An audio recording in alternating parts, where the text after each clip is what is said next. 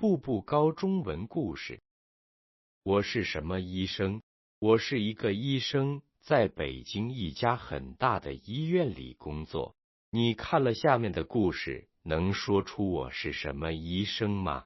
医院里，我坐在椅子上，看着病人，说：“请说，你怎么了？”病人坐下，看着桌子上的杯子，说：“医生，我买了一个苹果。”我点点头，说：“好的。”病人小声说：“这个苹果会说话。”我没说话，我看着病人，听他说下去。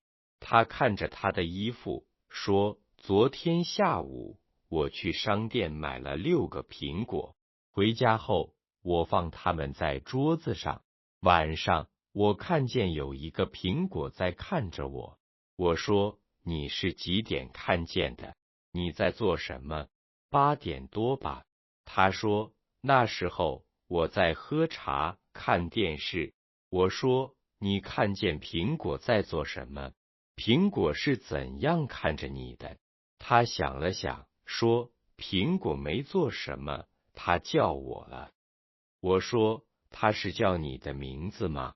他说：“不是的。”他说：“喂，苹果的声音怎么样？”我说：“那是人的声音吗？”他是男的，他是女的。他说：“那是男的声音。”我说：“他说话的声音大吗？”不大。病人看着我说：“医生，苹果会说话吗？”我不能说苹果不会说话。我说：“苹果和你说了几次话？”他想了想，说：“苹果说了很多次话。8点多时，他说了一次。我想去睡觉的时候，他和我说了很多次，都是在喂我。”我说：“昨天晚上你睡觉了吗？”他说：“没有，我是去睡觉了，我没有睡好。”我喝了一口水，在电脑上写了几个字。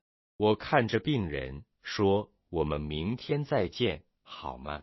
他有点高兴，说：“好的，医生，谢谢你。”步步高中文故事。